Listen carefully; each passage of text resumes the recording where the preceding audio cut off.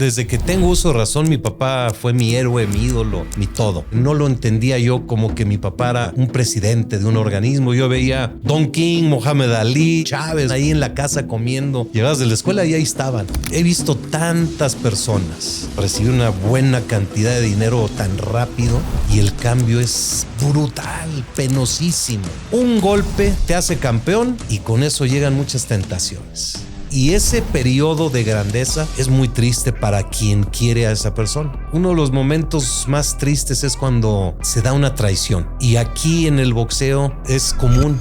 ¿Dónde existe el concepto de lealtad en el mundo del boxeo?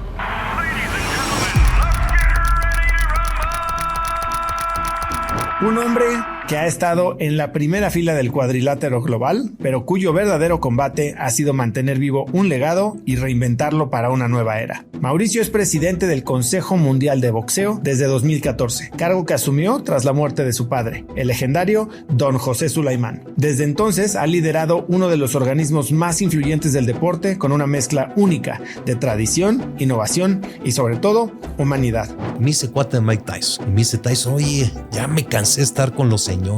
No hay un lugar aquí por aquí. Sí, y ahí vamos. Tipazo Mike Tyson. Tyson con Jake Paul. Mucha gente dice que había un contrato de que no lo podía noquear. Fue un evento penosísimo. ¿Por qué?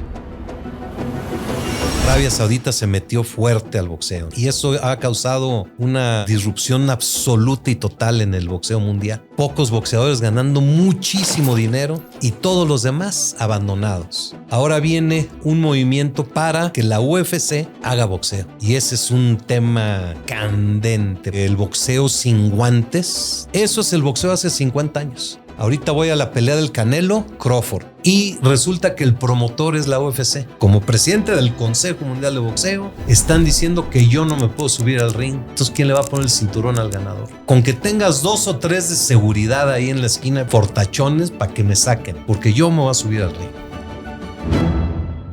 Hola y bienvenidos a un nuevo episodio de Cracks Podcast. Yo soy Uso Traba y entrevisto cada semana a las mentes más brillantes para dejarte algo único y práctico que puedas usar en tu vida diaria. Hoy tengo una entrevista muy interesante porque nos da una mirada detrás de bambalinas de uno de los deportes más bonitos del mundo, que es el deporte del boxeo. Así que si te gusta algo, bueno, pues déjame en los comentarios y no olvides darle suscribir para enterarte de este y de todos los episodios que vienen cada semana. Hoy tengo como invitado a Mauricio Sulaimán. Lo puedes encontrar en Instagram como @WBCMoro. Hoy Mauricio y yo hablamos de qué es y cómo funciona el Consejo Mundial de Boxeo, del legado de su papá, de irse de fiesta con Mike Tyson y del futuro de un deporte amado alrededor del mundo. Espero que disfrutes de esta gran plática con Mauricio Sulaimán. Mauricio, bienvenido a Cracks Podcast. ¿Qué te puedo decir? Estoy honrado, emocionado y con mucha ilusión de este día, a ver qué tal sale. Normalmente conozco a mucha gente aquí y después es cuando nos tomamos los tequilas. A ti y a mí nos tocó tomarnos los antes. Pero me emociona mucho. Yo soy un gran fan del boxeo, lo practiqué muchos años, me encanta. Me encanta y una de las entrevistas que más me emocionó hacer, ya fue hace un par de años más, fue la de Juan Manuel Márquez.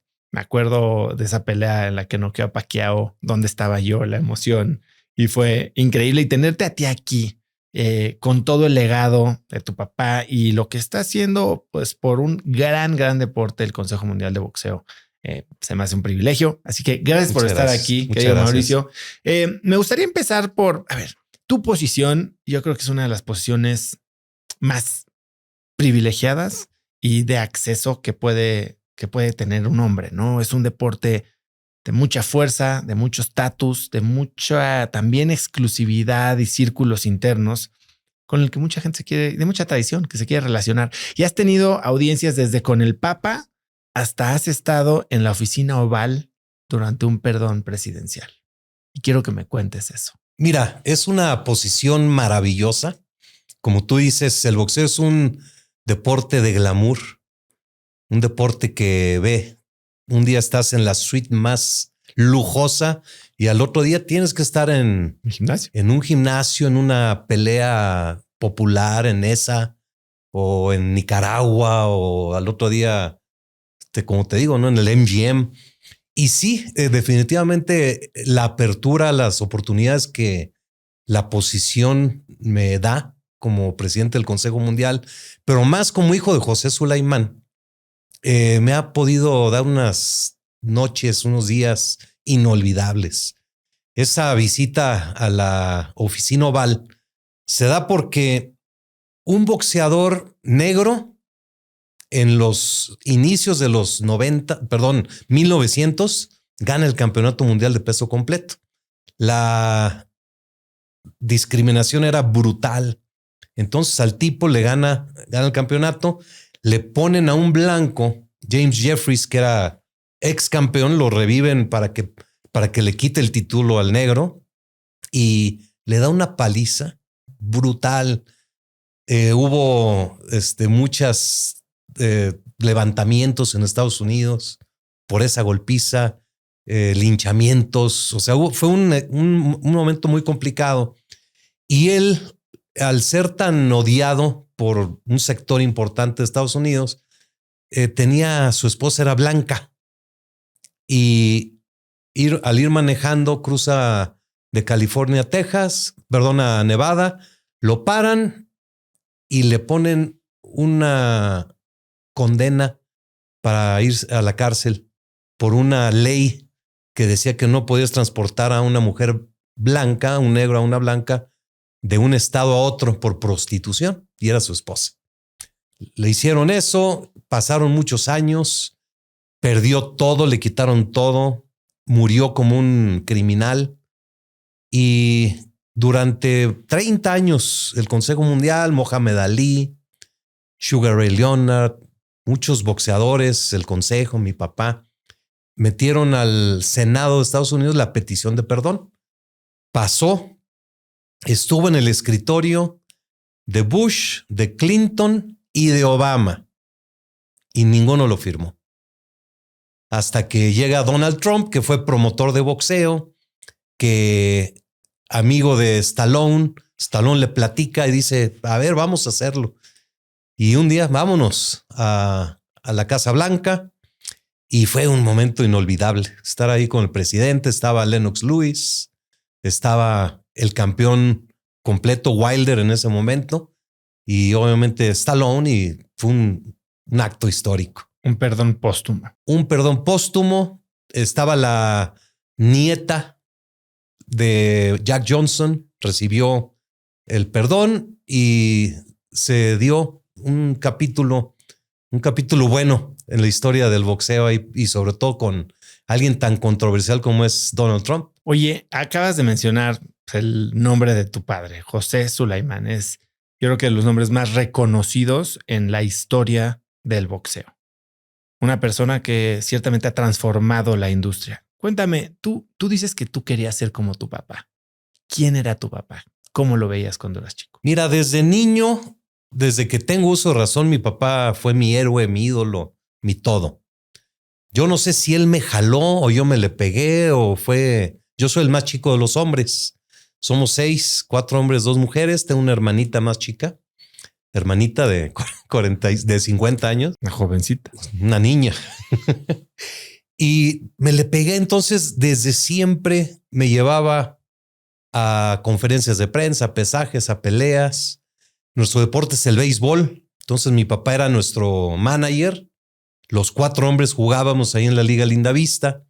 Entonces, todo el deporte siempre estuvo en la casa, pero el boxeo era algo diferente porque no lo entendía yo como que mi papá era un presidente de un organismo. Yo veía Don King, Mohamed Ali, Leonard, Chávez, Durán ahí en la casa comiendo. Llegabas de la escuela y ahí estaban. Y me empecé a dar cuenta de lo que es el boxeo cuando vi la gran cariño que la gente le tenía a mi papá y la confianza. Llegaban a verlo a la casa. Mi mamá fue una gran mujer que abrió nuestro hogar para el boxeo. Entonces, cuando mi papá estaba en México, que él viajaba mucho, todo se llevaba a cabo ahí. Ahí lo iban a ver, recibía desde un boxeador amateur que iba empezando, un entrenador, o como digo, Ali o Don King. Entonces, el boxeo, yo empecé a ver y analizaba y veía. y me entró de una manera inmediata, con una pasión. Quería ser boxeador, y ya se me quitaron las ganas cuando Mantequilla Nápoles era mi ídolo. Entonces fuimos a Acapulco a una pelea muy sangrienta. Yo tenía 5 años. Y acabando la pelea, me dice papá, oye, ¿quieres ver a tu ídolo Mantequilla? Le digo, claro. Entramos ahí al vestidor y estaba Mantequilla ahí tendido así, con un calzoncito, supongo que era blanco, pero estaba rojo de toda la sangre. Los 2 ojos totalmente cerrados y las cejas abiertas así. Entonces ya me le quedé viendo ahí el Mantequilla y saliendo le dije, papá, ¿sabes qué? Mejor quiero ser bombero. Esto para mí no. Y de ahí simplemente ir a las arenas. La primer pelea que yo vi me impactó mucho. Yo supongo que era la Arena Coliseo. No sé cuántos años tenía yo, unos 3 años quizá. Y me acuerdo entrar con mi papá y luego ya mi papá se siguió y me dejó con uno de mis hermanos y ver cómo estaba el ring iluminado, todo lo demás oscuro, mucho humo de cigarro y los gritos de la gente viendo a 2 personas dándose con todo. Los primeros 2 o 3 rounds sí me impactó mucho y ya después le agarré amor que hasta el día de hoy nunca se me llegó a quitar. Dices que tu primer recuerdo del boxeo fue bajar, escuchar risas y encontrar a 2 hombres enormes en la sala de tu casa y eran Don King y Mohamed Ali. ¿Cuándo te diste cuenta del mundo en el que vivías? Me di cuenta, yo creo que nunca. O sea, al día de hoy, lo que más le admiré a mis papás fue la humildad, la sencillez que es con la que siempre vivieron y nos trataron de educar de esa manera. Cuando mi papá se murió, ahí en el Panteón Francés fue increíble. Tuvimos que tomar todo el panteón, todas las salas, se cerró para mi papá. Y mi esposa ya me dijo un par de días después, me dice, oye, yo no sabía lo que era tu papá. O sea, no se imaginaba, porque estaba desde el ingeniero Slim y junto a él un boxeador, el más humilde que te puedas imaginar. Gente vino de Japón, de África, de Europa, de todos lados. Pero mi papá nunca en la vida lo vimos con algún alarde de presumir, de sentirse superior a alguien o de decir yo soy el mero. Para nada, todo lo contrario. Un día íbamos caminando en un aeropuerto y me dice, uy, creo que me reconoció. O sea, era una sencillez brutal que me fascina. Yo lo que más admiro es personas exitosas que son sencillos. Y los realmente grandes normalmente son sencillos. Y por eso nunca... Yo me acuerdo, yo estudiaba en el Ovalle Monday en Lindavista y Pepe Cantoral era mi compañero hasta de banca. Y una Miss sí decía, tú Sulaimán y tú Cantoral no se crean que son súper, así muy agresivas. Por sus papás. Por los papás. Y Pepe sencillísimo, nunca ni idea teníamos así de que hubiera diferencia entre un compañero y nosotros, ¿no? Pero sí la sencillez y el glamour del boxeo, si no eres sencillo te pierdes. Es muy fácil creértela. Es muy fácil. Yo, gracias a Dios, tuve esa guía de mi papá, que lo viví toda mi vida y todos los días. Y él con su ejemplo me enseñó y de vez en cuando sí nos dio un par de consejos, ¿no? De tú nunca volteas a ver a nadie arriba y mucho menos abajo. Y todo lo que nos iba diciendo, pero muy sencillo, siempre por ejemplo nos enseñó.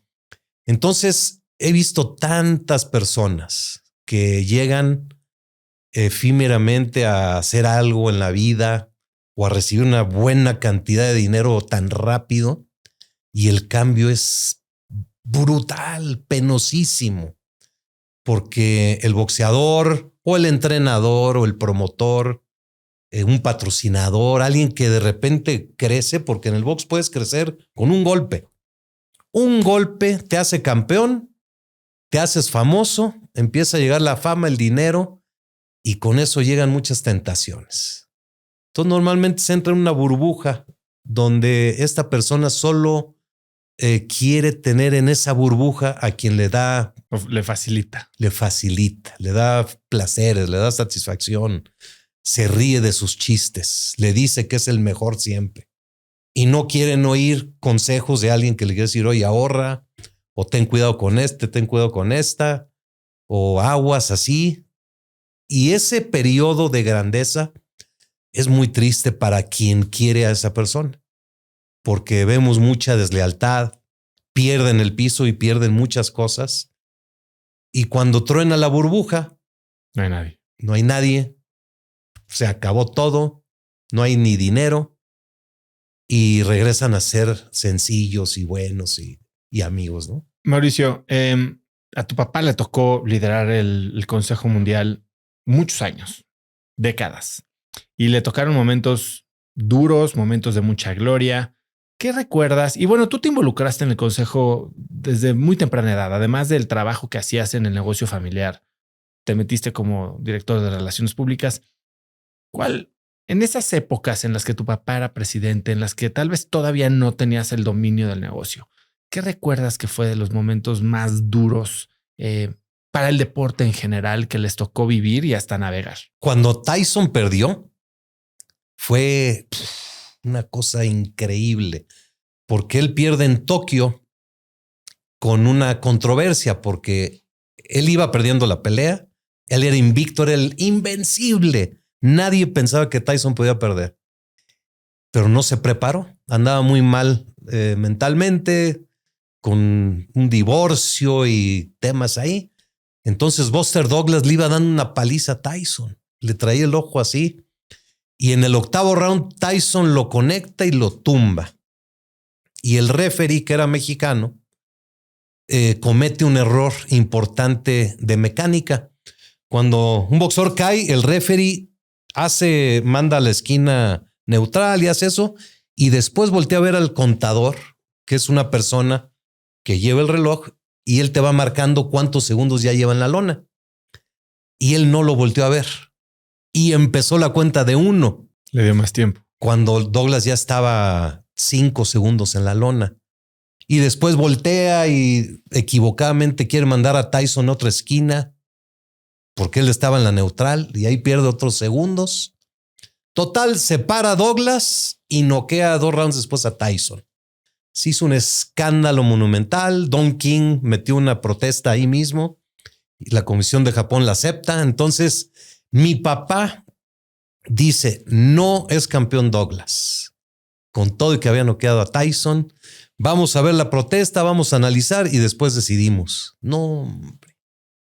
Imagínate que tú sabes en el deporte cuando pierde el favorito. Sí, las apuestas. No, y la historia de grandeza de Douglas, sí. De Douglas, o cuando alguien gana al super favorito. El underdog. El underdog es lo mejor que puede pasar en el deporte. Y pasa esto y a mi papá lo acabaron, sobre todo en Estados Unidos. ¿Qué argumentaban? ¿Que estaba comprado? Que cómo era posible. Sí, que Don King estaba haciendo su influencia y comprando ahí y que iban a despojar a Douglas de un triunfo tan increíble como fue. El vuelo de regreso, un par de días, llegó mi papá y estuvo en cama. Nosotros pensamos que por el jet lag, pero no, un día completo. Y después ya hicieron la reunión y ratificaron a Douglas como campeón. Pero esos días que no era campeón Buster Douglas, mi papá después reconoció que ese fue uno de los errores más grandes de su vida. Le quitó la gloria a un boxeador. En el estricto orden del reglamento sí procedía, porque cuando alguien pide una revisión, procede, ¿no? Pero lo manejó mal y eso lo hizo sufrir mucho y tener mucha remordimiento. Tuvimos un par de veces que en una ocasión en el Trump Palace, en el Taj Mahal, había una pelea precisamente de Tyson. Entonces voy llegando a la suite donde estaba mi papá y había un tipo ahí en la entrada, grandote, ¿no? de traje, con una silla ahí. Total, ya me dejan pasar. Le digo, ¿qué pasó? Amenazaron de muerte a mi papá. Le dijeron que si él se presentaba en la pelea el otro día, lo iban a matar. Y por eso había alguien de seguridad ahí afuera del cuarto. No, hombre, imagínate, como hijo estaba yo. ¿Y qué? ¿No vas? ¿Va? Pues claro que voy a ir. Y fue y no pasó nada. O sea, fue una simple amenaza. Pero esas cosas que nunca se saben, que no se platican, ese momento de angustia es incontable, ¿no? Indescriptible. Y así como esto, uno de los momentos más tristes es cuando se da una traición. Y aquí en el boxeo es común porque hay... ¿A qué te refieres con una traición? O sea, ¿dónde existe el concepto de lealtad en el mundo del boxeo? Es el gran punto, la gran incógnita. ¿Hasta dónde llega la lealtad? ¿De quién con quién? Hay muchas relaciones, ¿no? A ver, explícame. El boxeador, normalmente, el 99.9 viene de cunas muy humildes. Yo creo que solo Kawachi no llegó de la calle, del barrio bravo. Y cuando llegas al gimnasio, siempre hay alguien que te toma y te lleva de no ser boxeador, te enseña disciplina, toda la técnica, se para contigo y te lleva a correr en las mañanas, te da de comer, te enseña, es una labor de varios años donde el entrenador inclusive se convierte en una figura paternal de ese joven o esa niña. Y después de llevarlos por años en peleas rancheando así, haciendo lo que vaya subiendo y creciendo, llega un momento en el que ya es un prospecto o inclusive campeón. Entonces, me encanta tu pregunta de qué es lealtad y qué no es lealtad. La lealtad diría que ese boxeador se debe de quedar con este entrenador por siempre. El problema es si este entrenador no tiene la capacidad de llevarte al siguiente nivel. Entonces, ahí pudiera haber, si hacen lo correcto, que es decirle, ¿sabes qué?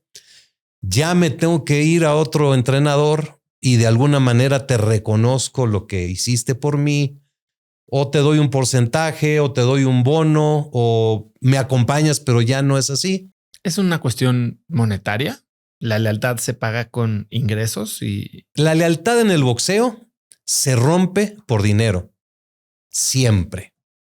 Entonces, el boxeador que deja al entrenador o el boxeador que deja a una cadena de televisión que lo apoyó durante 8 años para que sea la figura máxima, y ya que es esa figura máxima, se va con otra televisión, con otro patrocinador, con otro promotor, con otra mujer. O sea, ¿quién te ayudó a llegar aquí?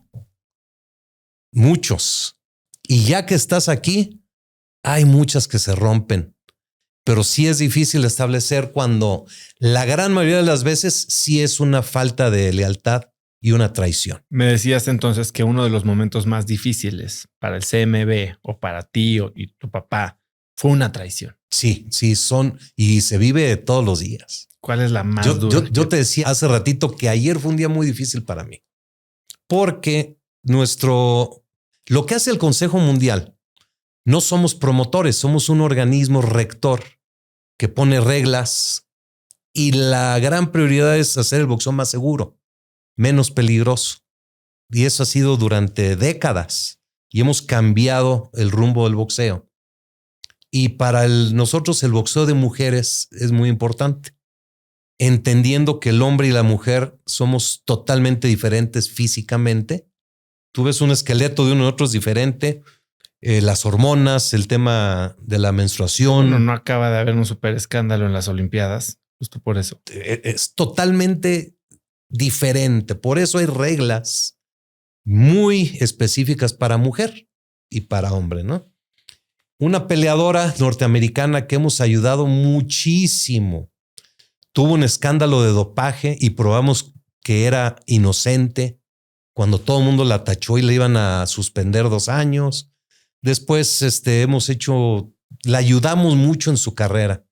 Y el día de ayer me habla, oye, nosotros como organismo tenemos la regla de 2 minutos, rounds de 2 minutos en mujeres y en hombres son 3. Y esa no la vamos a cambiar nunca porque es muy peligroso para una mujer combatir más tiempo porque hay fatiga y deshidratación y combinado con golpes es mortal. A hombres bajamos de 15 a 12 rounds, de 12 a 10 rounds, muchas peleas, hasta 8. Entonces hemos hecho consistentemente muchas reglas, muchos cambios. Y ayer me habla esta mujer y me dice, yo apoyo los 2 minutos, no creo en los 3 minutos, pero aquí está tu cinturón de regreso porque voy a pelear a 3 minutos por dinero. ¿Con otra organización? Con otros organismos, sí. Ella es campeona de los 4 cinturones. Y pidieron que aceptáramos peleas a 3 minutos, les dijimos que no. Y ella, lo entiendo, es por dinero. Y le dije, mira, qué bueno que ganes dinero. Dios te cuide y que no vaya a haber un accidente. Y pues te deseo lo mejor. Pero qué complicado. Mientras tú estás tratando de hacer todo tipo de cosas para hacerlo más seguro, llega alguien y va a tomar el riesgo, es atentar con su propia vida. Claro que puede pelear a 3 minutos o boxeadores pueden pelear a 15 rounds o a 20, sí se puede, pero el precio que pagas y el riesgo que corres. Y el riesgo podrías argumentar que es una decisión personal, individual, que solo le afecta a ella, pero no, porque un accidente en el ring pues tiene repercusiones para todo el deporte. Para todo el deporte. Y es decirle a todas las otras boxeadores que van empezando o que están dudando, pues ella ya lo hizo, yo también me voy a aventar. Mira, el boxeo es el deporte por naturaleza, ¿no? Existe desde la época de las cavernas, pelear por supremacía. Hay trazos hasta los egipcios, Mesopotamia, Roma, diferente tipo de combate, pero es prácticamente boxeo. Cuando nace el boxeo hace 300 años en Inglaterra, ya el moderno, era a mano limpia, sin reglas, brutal, salvaje, inhumano, pero era boxeo y boxeo y boxeo y boxeo, hasta que se fueron poniendo algunas reglas muy simples. Luego todo el siglo pasado, igual muy pocas reglas, hasta que llega el Consejo Mundial y pone una gran cantidad de reglas para proteger al peleador. Entonces tú lo que ahorita ves de las artes marciales mixtas, del boxeo sin guantes, porque hay bare knuckle, pelean sin ninguna protección. Hay vale todo, hay una cantidad de disciplinas donde hay combate que son brutales, ¿no? Eso es el boxeo hace 50 años. Entonces, para nosotros perder el rating o el negocio para promotores, popularidad, nunca vamos a sacrificar la salud del peleador y la integridad del deporte por lo que ahorita está siendo tendencia.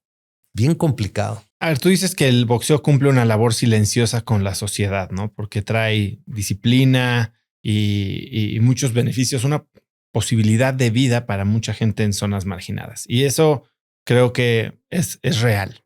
Sí, el boxeo deja de ser popular porque al público no se le da el circo que quiere y se sacrifica el impacto que está teniendo en la sociedad este deporte. ¿Hasta dónde? A ver, la palabra no sé si es correcta, pero ¿hasta dónde neceas? No, ahí no hay. Mira, por ejemplo, ¿viste lo de Supernova? Sí, bueno, quiero platicar de eso más adelante contigo, pero échale. Basado en el ejemplo de Supernova, eso es boxeo, pero de espectáculo. De espectáculo y O sea, totalmente diferente a lo que es el boxeo serio. ¿Qué hacemos nosotros? O rechazamos involucrarnos en algo así, o le damos la bienvenida y los ayudamos para que el boxeo no pierda. Si hay un accidente grave, el boxeo pierde. Nadie va a decir, no, es que era influencer y no sabía, pero quedó noqueado o un derrame cerebral o lo que sea. Lo que hicimos fue con Supernova platicar y les dijimos, oye, si vas a hacer boxeo, qué bueno. Te recomendamos un MRI a todos los peleadores. Antes. Tú ahorita puedes tener un mal congénito o un golpe de la infancia que tiene ahí un pequeño derrame que ahí está escondido, pero con un golpe estalla, te da un derrame cerebral y te puedes morir. Así de sencillo, ¿eh? Hay personas que llegan al gimnasio sin saber y eso es lo que pasa. Entonces, la resonancia magnética te da un panorama. Ah, mira, no tiene ningún problema cerebral, nada físico. Y las pruebas de sangre, un examen médico riguroso para ver que estén bien. Luego las reglas. Rounds, 3 minutos, 3 rounds de 2 minutos en vez de 3. Y con 2 minutos de descanso. Maravilloso. Guantes más grandes. ¿Qué eran? ¿16? No, de 12, 10. Y un buen referee que esté al pendiente. Si viste, le contaba de pie, que eso no existe en el boxeo. Te cuentas de pie para ver si está lastimado. Ya no llegó el golpe que lastima. Y fue un gran resultado. ¿Cómo se llama el cómico? ¿Quién, los de la Cotorrisa o el que ganó Franco Escamilla? Franco Escamilla. Yo he visto sus programas que me hacen reír mucho y él en el escenario está fumando y tomando. Ok, y gordo. Y de repente ves un tipo bien preparado, entrenado y que se sube al ring y pelea y gana. Ahí ganó el boxeo. El boxeo lo llevó a una disciplina, a un cuidado, a un entrenamiento y a tomar con seriedad. ¿Qué pasó después de todos los insultos que se dieron durante meses? Suena la campana y se abrazan y se reconocen y se convierten en amigos. Entonces ahí sí podemos hacer y meternos, pero meternos a regular boxeo sin guantes o patadas, mordidas y todo lo que pasa en otras, ahí sí no vamos a doblar nunca, porque no. El boxeo siempre va a existir. Hablábamos hace un momentito antes de empezar de cómo nace el consejo. Te decía yo que yo creo que hasta durante la gestión de tu papá y un poco antes hubo un momento muy oscuro en el que el boxeo ha tenido una mala reputación en muchos momentos de su historia.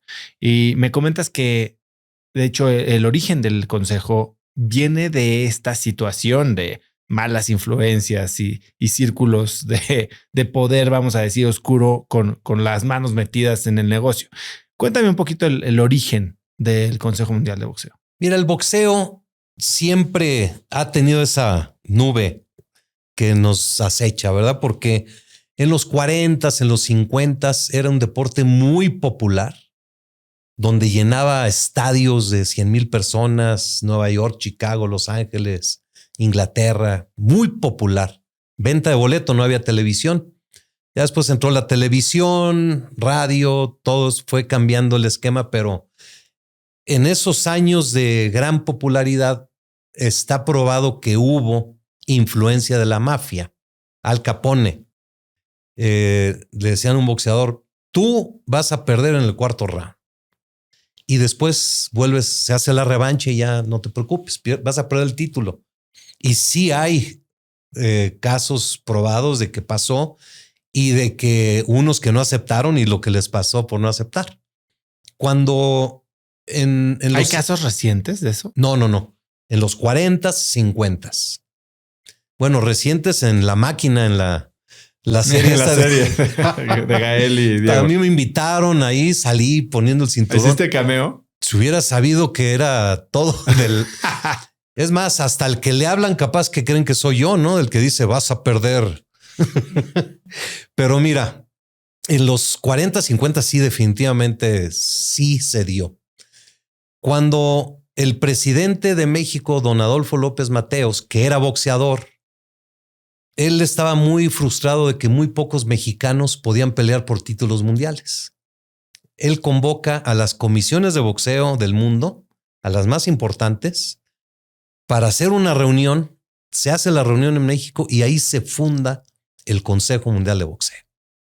Y se estipuló como lo más sagrado es que el organismo no va a tener ninguna relación con el negocio del deporte.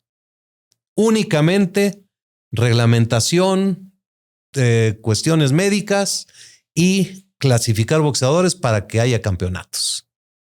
Es ahí donde, a diferencia de todos los otros deportes que existen, béisbol, básquetbol, americano, fútbol, hockey, los que se te ocurran, existe la liga, que en este caso somos nosotros, pero ellos son dueños del negocio. Sí, hasta de los derechos de transmisión. Derechos de transmisión, taquillas, venden las franquicias, los equipos, y todo queda dentro de una gran negocio. Se podría, el equivalente al CMB sería una NFL. O sea, sí es la liga, pero aquí es un organismo sin fines de lucro que no participa del negocio, que es un negocio muy grande también. Muy, muy grande. El que hace el negocio es Don King, Bob Arum, Oscar de la Hoya, los promotores de boxeo. Nuestra intervención es pura cuestión técnica, boxística. Ya el negocio queda entre ellos. Nosotros cobramos cuotas al promotor y a los boxeadores de peleas de título, pues para operar, para poder... Solo de peleas de título. Solamente peleas de título. Todas las peleas de 4, 6, 8 de rounds no hay ningún ingreso para nadie. Entonces, basado en eso de que no tenemos intervención en el negocio, cambió por completo la dinámica. Aquí no puedes llegar a decirle al Consejo Mundial, a ver, va a pelear este contra este.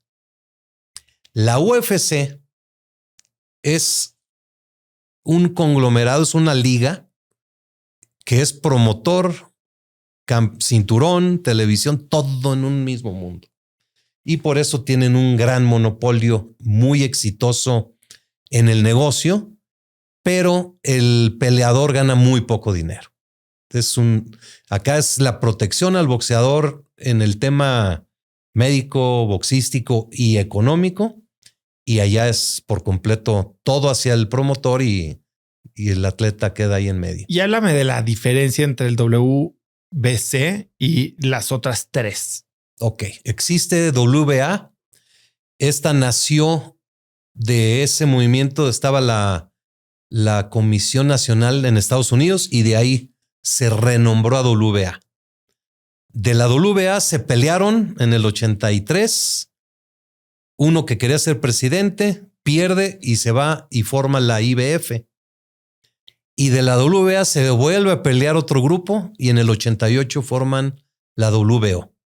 Al día de hoy, esos son los 4 cinturones reconocidos. Y en tamaño o en rango de importancia, WBC. Pues lo tengo que decir, digo, no es muy correcto, pero es abismal la diferencia en todos los sentidos. Tenemos 176 países afiliados. Si tú piensas en el nombre de un peleador, seguramente fue campeón del consejo o es campeón del consejo. Y lo que hace el consejo es muy diverso. Tenemos muchos comités a nivel mundial, tenemos muchos programas de responsabilidad social, de estudios para cambios de reglas, estudios médicos, de oficiales de ring, tecnología. Todo, cada peso que entra, dólar, que entra al Consejo Mundial va de regreso al boxeo de una u otra manera. Ahora tú entras te empieza a jalar tu papá, te mandaba ahí de chalán de repente, entras de director de relaciones públicas y tu papá pasa 108 días en el hospital de algo que parecía no ser muy complicado deriva en una enfermedad que termina quitándole la vida. Antes de tú asumir la presidencia, que fue algo muy rápido, cuéntame de esos 108 días. Entiendo que estuvo mucho tiempo en coma, despertó para sus últimos 2 meses y pudo, de cierta forma, despedirse. ¿Cómo fueron esos 108 días? Sobre todo los últimos 60. ¿Qué te dejó tu papá? Pensando en que tal vez podría sucederlo. Mira, yo tenía pesadillas de pensar que se muriera mi papá desde niño, ¿no? Siempre sufrí mucho con la idea de que se me fuera. Cuando yo estaba arriba del ring en la pelea Canelo-Mayweather. Que ese también es controversial, ¿no? Sí, también. Precisamente en esa época, el Canelo tuvo un comentario muy feo contra mi papá. Dijo que, porque mi papá decía, no pelees ahorita con Floyd, mejor sigue avanzando, que eres el gran prospecto del mundo, y que él baje un poquito, tú subes y ya le ganas dentro de 1 año, 2 años. Y el Canelo lo tomó mal y en una conferencia de prensa le habló feo a mi papá. Entonces mi papá no fue a esa pelea. Todo es el destino, ¿eh? Me habla, cuando acaba la pelea, me habla y me dice, fíjate que me encontraron algo en el corazón y mañana salgo a Los Ángeles para revisión y posible operación.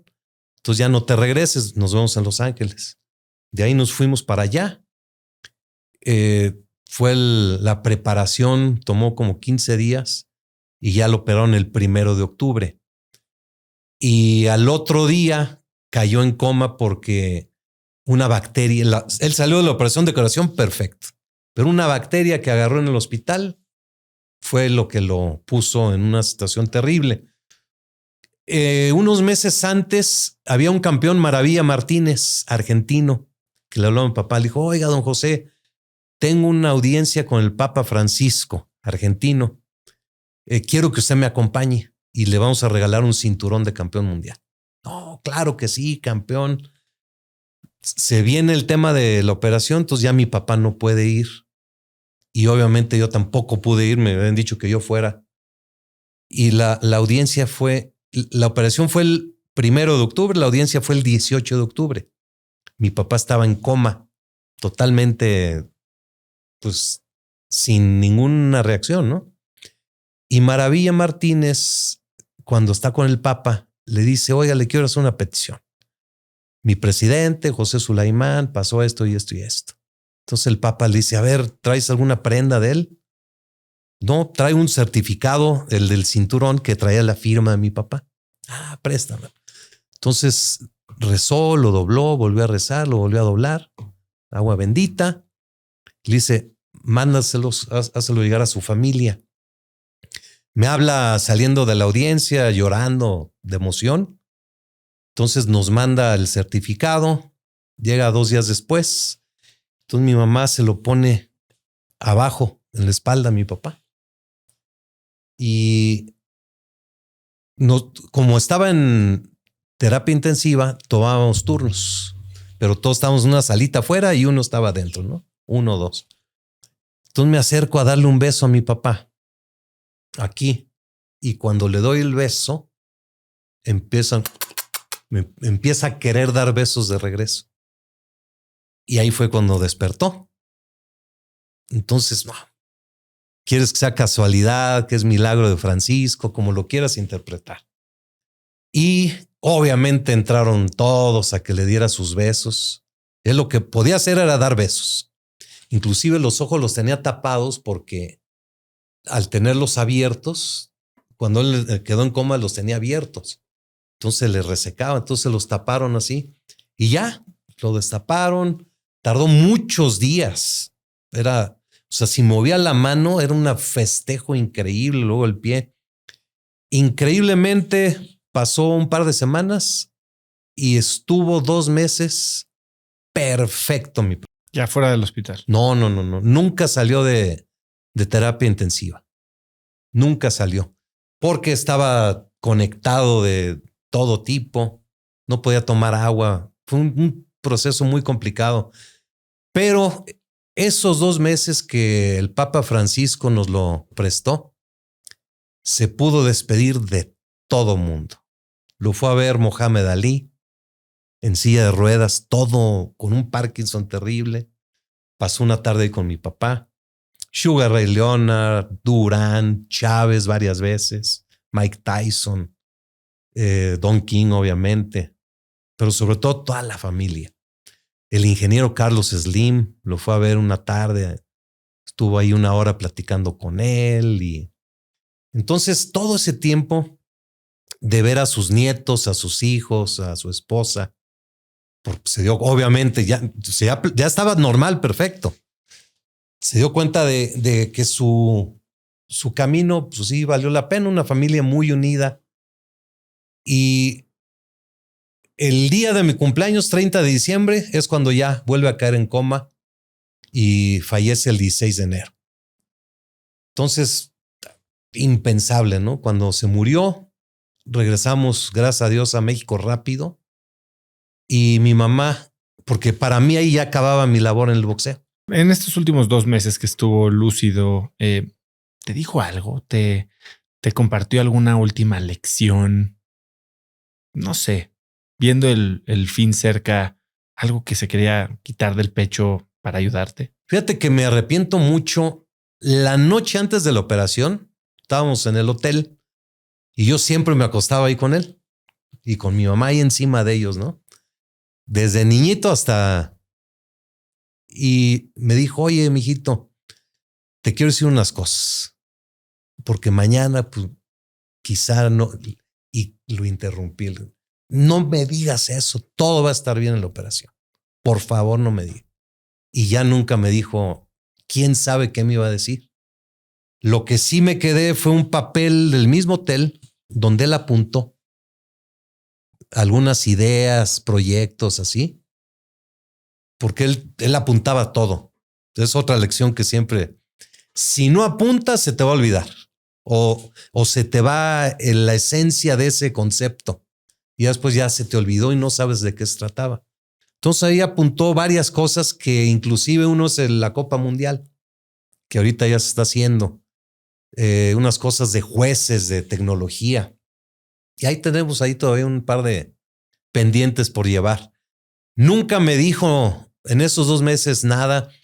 Él y yo teníamos un entendido de que yo no iba a ser presidente. Yo estaba para ayudarlo a él, apoyarlo a él y sobre todo poder convivir con mi papá, que en mi infancia viajó todo. ¿Él cuánto tiempo fue presidente? 38 años. 38 años. ¿Y se reeligen cada 4 años? Cada 4.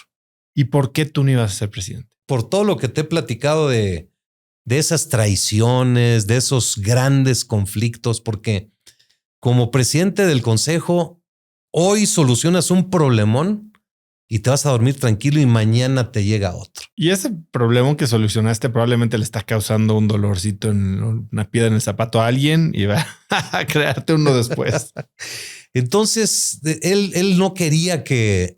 Es un puesto un poco injusto porque yo no tengo vida familiar, vida personal, no puedo tocar la batería casi nunca. Y siempre estás haciendo cosas por los demás, pero me gusta y me encanta y lo hago, ¿no? Pero sí es ingrato cuando vienen las situaciones en que te traicionan o simplemente las cosas suceden de manera diferente a lo que esperabas. Regresas a México, hacen este funeral multitudinario, vamos a decirle, y no han ni pasado 3 semanas cuando se vienen las elecciones del consejo y te eligen a ti. Cuéntame, ¿cómo tomaste en qué momento te das cuenta que sí es una posibilidad o una opción? ¿Aceptas? ¿Cómo pasa que te conviertes en el presidente? Yo le dije a mi mamá ahí en el panteón que yo ya no iba a seguir y me dijo, estás totalmente equivocado. Mira, ve esto. Vas a abandonar y traicionar al organismo que significa tanto para tu papá.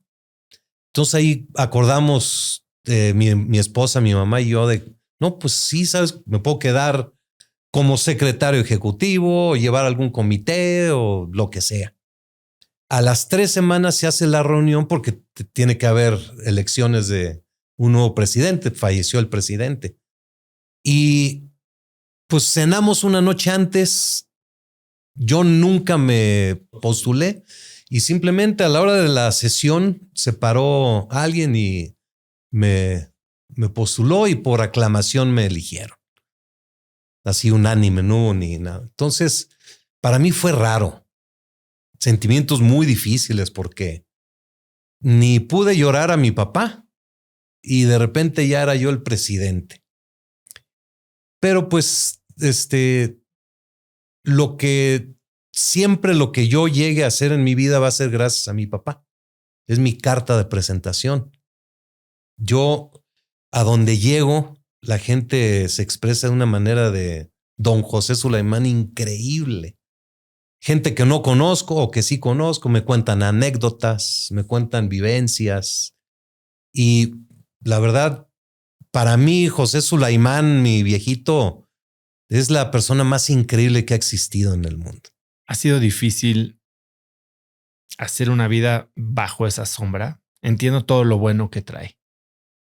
Hay veces que dices, bueno, necesito yo ahora cambiar ciertas cosas, hacer las cosas diferente, ser yo. No, nunca he competido con mi papá. O sea, no he dicho, ahora voy a hacer esto por mí. No. Al contrario, es mi guía. Hay veces que trato de que me mande ahí señales, ¿no? Para tratar de ver cómo resolver algún asunto. Pero nunca he sentido ni un peso al contrario. Como te digo, ser su hijo me abre las puertas, me ayuda, me da una autoridad moral, un cariño de la gente inesperado. Y pues así se van dando. Ahora que se murió mi mamá, sí fue muy difícil. Ya cuando eres huérfano, que fue el papá y la mamá. ¿Y fue recientemente? Sí, hace un año. Y ahí sí ha sido un proceso para toda mi familia mucho más difícil que cuando se murió mi papá. ¿Por qué crees? Pues la mamá es la mamá. Y ella fue papá y mamá durante toda la vida, una gran mujer que siempre abría todo su espacio para apoyar a mi papá. Antes no había fax, no había email, no había redes sociales, no había celular. Todo el tiempo ese que mi papá fue construyendo el Consejo Mundial fue a base de viajes y de incontables reuniones. Él trabajaba 18 horas al día. Se me hace muy interesante esto que dices porque tu papá se iba y desaparecía y no sabías prácticamente nada de él. Aún así, durante la última hora y cacho que llevamos platicando, has hablado de él como un hombre profundamente familiar y al mismo tiempo dices que era un padre ausente. ¿Cómo se concilia? Y hoy tú dices que no tienes vida personal. ¿Cómo concilias eso que incluso has dicho que le reclamaste a tu papá no haber estado ahí con la imagen que hoy tienes de él y con quien tú quieres ser? Mi mamá fue quien nos inculcó. Nunca en la vida hubo un reclamo. Una vez mi hermana Lucy chocó y un choque fuerte que tuvo que ir a dar al hospital. Mi mamá no le dijo a mi papá. Papá estaba en Europa. Imagínate la preocupación, ya que vio que no era un tema de gravedad y ya que Lucy estaba bien. Oye, fíjate que hace unos días pasó esto. ¿Cómo? Yo tenía como 3 años y tenía un tema de bronconeumonía. Estaba en el hospital y mi papá se tenía que ir a Venezuela.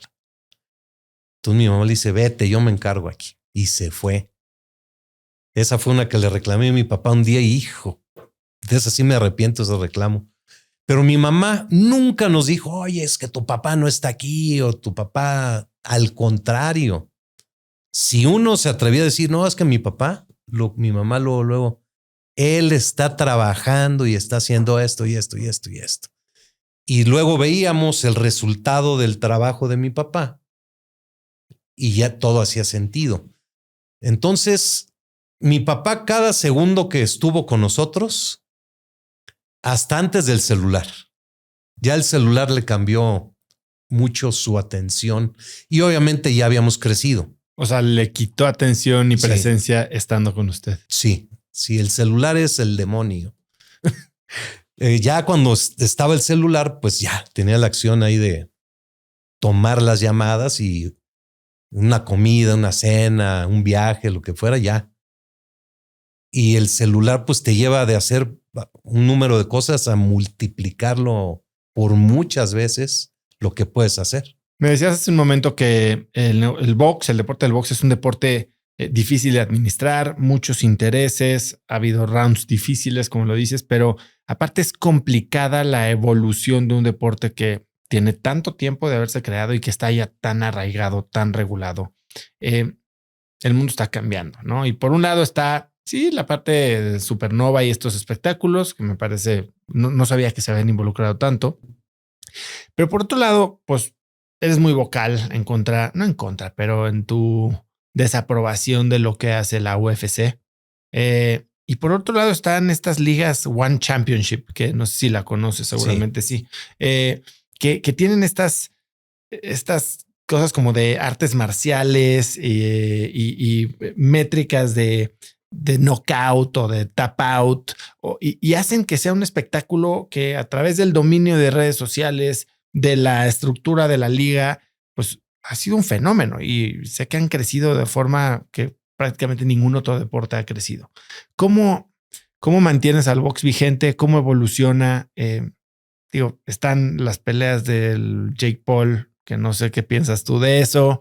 Cuéntame un poquito cómo estás viendo la evolución o el presente del boxeo. El boxeo es un deporte muy tradicional y eso está llevando a que tenga muchas complicaciones. El golf es un deporte tradicional y lo están disrumpiendo. Tienes que de alguna manera ajustar y buscar. En el boxeo, el promotor, primero, como decía hace un momento, eran miles de personas en un estadio o una arena. De ahí llegó a millones por medio de la televisión. Y después llegó el pago por evento, que ese fue otra gran ruptura de cómo haces el boxeo en el negocio. Llevas de muchos millones de televidentes en televisión gratis, en pantalla gratis, a algunos millones, pocos millones, pero de paga, que es un negocio grandísimo, ¿no? Entonces le das en la torre al pueblo, al aficionado de gusto de verlo gratis y que no puede pagar un pago por evento o no tiene la tecnología. Y ahí ese fue un golpe durísimo para el boxeo. Cuando le quitas la televisión, pues de ahí viene mucho efecto hacia abajo. Después, en México regresa con Televisión Azteca, Televisa reacciona y ahorita hay boxeo en televisión abierta en México y muchos otros países, pero en Estados Unidos se murió la televisión abierta, en Inglaterra también. Después del pago por evento viene la tecnología actual, que es el streaming, que es un tema complicadísimo. Al pago por evento le ha pegado mucho la piratería, que la tecnología pues se roban la señal y ya no pagan el evento. Quien lo ve sí sigue siendo mucha gente, pero le ha pegado al negocio, a los promotores. Y el streaming ahorita pues Supernova, por ejemplo, el negocio es el patrocinador. DAZN y las otras plataformas te ponen el evento gratis y tuvo millones de vistas, pero el que paga es el patrocinador. Y no es lo mismo pagarle al Canelo o a Floyd Mayweather que a Escamilla y a Lana y a Escorpión. Entonces se van haciendo diferentes modelos muy complicados. El boxeo se ha quedado muy atrás en promoción. Los promotores como Don King, Bob Arum y los nuevos no han sabido entender la necesidad de las redes sociales. la necesidad de invertir en promover de manera diferente. Y sí estamos pasando por una etapa que se va a definir en 2-3 años. El boxeo siempre va a existir porque es un gran deporte, hay gran afición.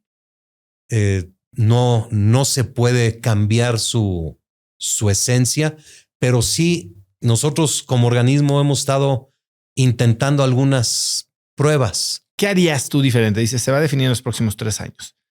¿Qué harías para que el boxeo, y no voy a decir regrese a su gloria porque creo que está en un muy buen momento el boxeo, pero que retomara el liderato en el interés de la gente? Una categoría de peleas más cortas. ¿Más acción? A 6 rounds, más acción.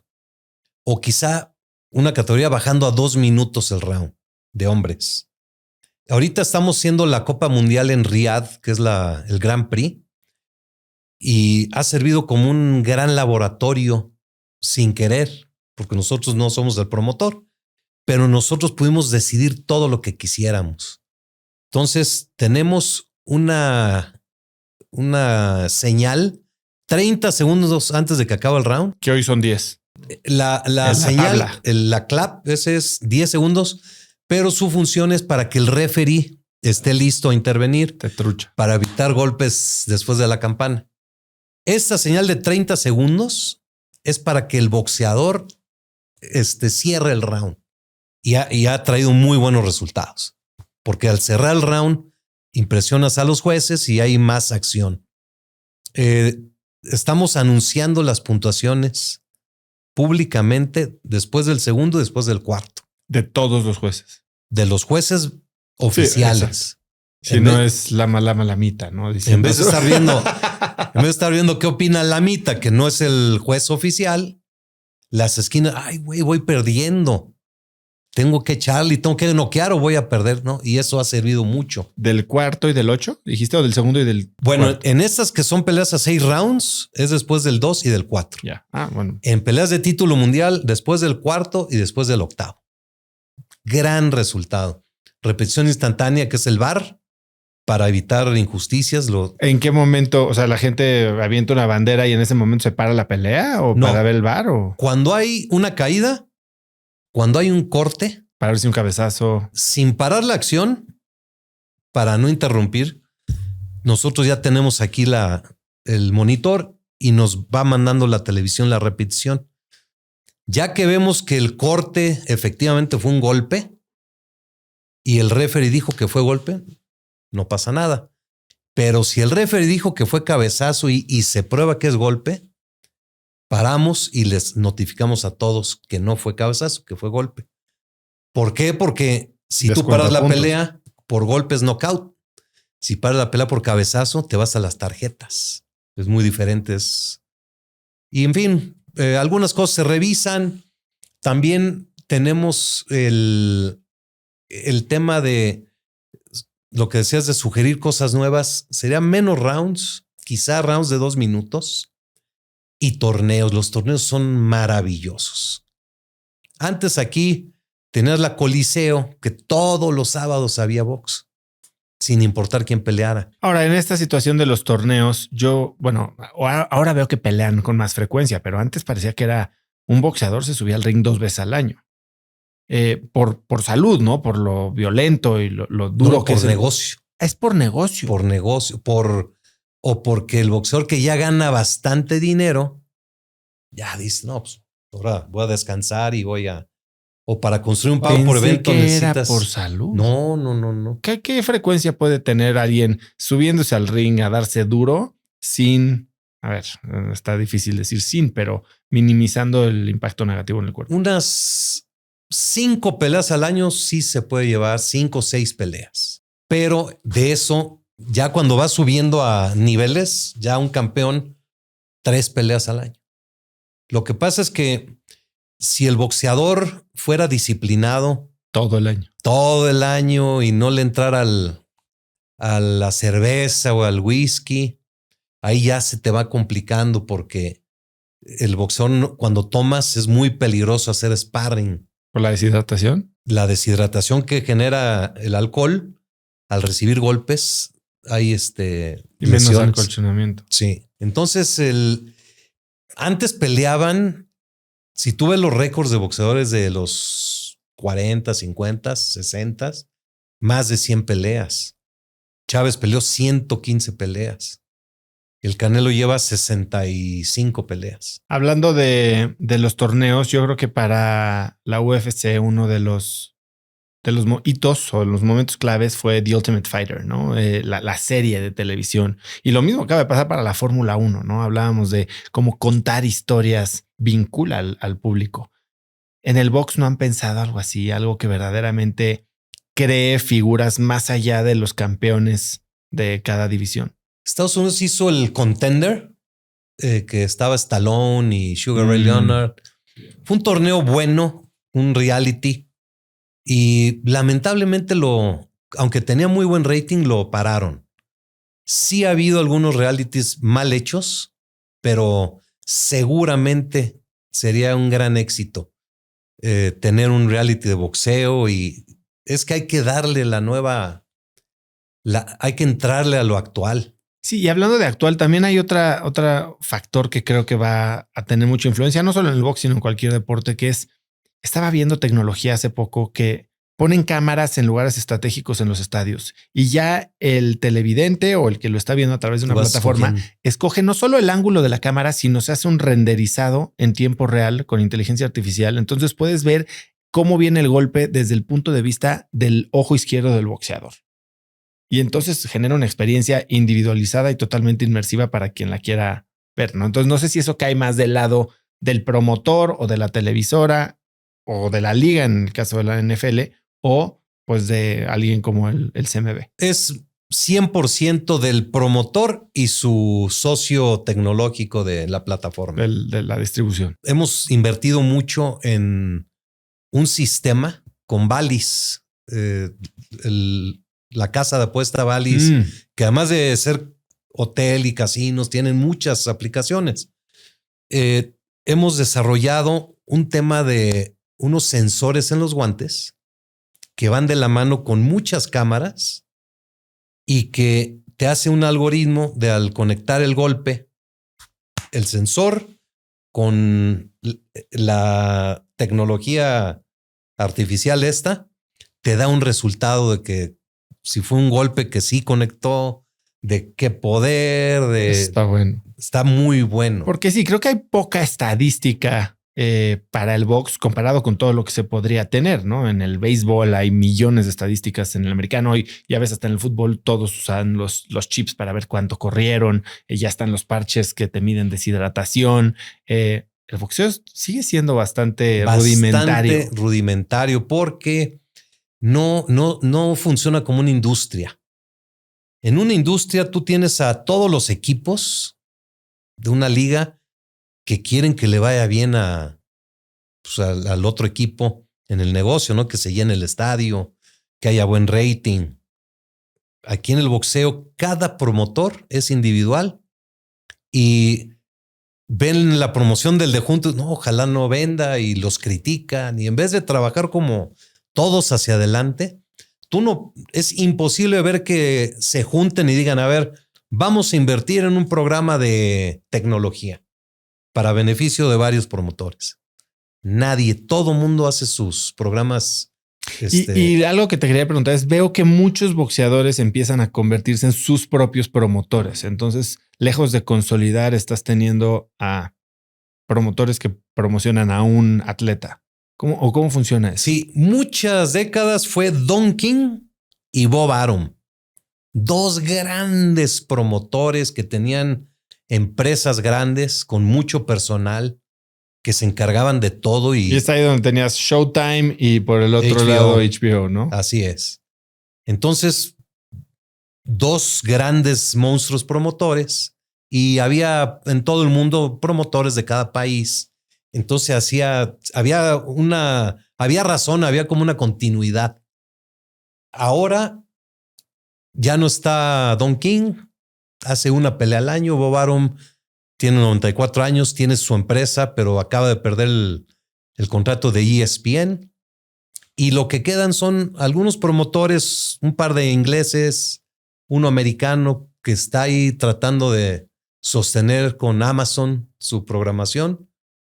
Y ves muy lo que tú dices, un promotor por peleador, un manager que... Entonces, en vez de tener grandes negociadores, tienes muchos de un nivel medio bajo. O sea, ahí entrarían Golden Boy, Canelo y demás. Golden Boy es un promotor de los Estados Unidos que está con DAZN. Está Fernando Beltrán en Tijuana, que tiene Televisión Azteca. Y... A Fernando lo vamos a tener aquí pronto. ¿Ah, sí? Sí. Qué historia de éxito, ¿eh? Aunque con Fernando me he peleado a muerte 1000 veces, somos hermanos del alma, pero qué historia de éxito. De vender hot dogs a ser gran empresario que es ahorita y haber cambiado el boxeo mexicano. Buen tipo el Fer. Hablábamos hace un momentito, Mau, de estos momentos oscuros que ha tenido el deporte, ¿no? Y desapareció de la televisión abierta en México. Hubo un tiempo en el que la gente se desencantaba porque Mike Tyson noqueaba en 8 segundos. Después regresó, yo creo que el fantasma de la mafia a través de la influencia en las apuestas.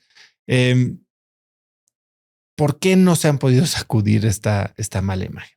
Es naturaleza humana. ¿Desconfiar? Desconfiar. O sea, cada juego de la América, ¿qué dicen? Que el árbitro, ¿no? Bueno, mis hijos ahora están con que Messi compró el mundial. No se la sacan. Ni por más que les digamos que eso no se puede hacer. Messi compró el mundial. En todos los deportes, o sea, me dicen que igual que Kansas se dejó ganar el Super Bowl. Entonces es naturaleza humana. Y en el boxeo es muy fácil seguir con la ideología de que está comprado o que se dejó ganar o que... Pero si tú analizas una pelea de box de alguien que se dejó ganar, no tiraría un golpe. Tú conectas y lo noqueas sin querer. Imagínate el problemón. A mí nunca me ha tocado un tema así de que yo sepa que un boxeador se vendió. La pelea de Paul contra Tyson. Que ahí todo el mundo dice que Tyson se dejó ganar. Esa fue exhibición, no fue pelea del consejo. Mucha gente dice que había un contrato de que no lo podía noquear. Han pasado algunas escenas de que se aguanta, de que le va a pegar y como que no. Pero para mí, en general, fue un evento penosísimo. ¿Por qué? Mike Tyson, ese gran legado. Tú lo conociste y lo viste pelear en su prime. Y me fui de parranda con él. Cuéntame quién era Mike Tyson. Yo a Tyson lo conocí la noche que ganó el campeonato en Las Vegas. Yo estudiaba en Boston, entonces mi papá me dijo, vente a la pelea y me hice cuate de Mike Tyson. Regresa a México en el 88 a la convención del Consejo Mundial. Vino Mohamed Ali, Don King, Tyson y así. Entonces a la tercera noche de salida, pues iba mi papá, Don King y un grupo de gente. Y me dice Tyson, oye, ya me cansé de estar con los señores. No hay un lugar aquí por aquí. Sí. ¿A dónde te lo llevaste? Entonces me dice, llegando al hotel, me voy a meter con ellos y tú me esperas, salgo corriendo y en el coche y nos vamos. Hombre, que se sube. Y ahí vamos. Entonces nos fuimos al Magic. Era un miércoles. Y como estaba el Magic cerrado, nos metimos a uno que se llama Rock Garage. ¿Tú sabes el Magic o no? No. Después fue la Boom. Ah, la Boom, sí. Bueno, ¿dónde era la Boom?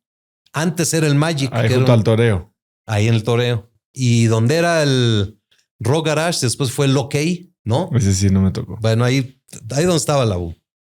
Y me dice Tyson, oye, pues ya salimos de parranda, mano a mano tú y yo. Pues órale. Entonces, tequila, desarmador, copa de nada. Entonces le hablé a mi hermano Héctor. Ya cuando empecé a ver, oye, estoy aquí con Tyson. Entonces llega el güero, mi hermano, y me dice, no, espérate. Y de ahí nos fuimos al News, que era una discoteca.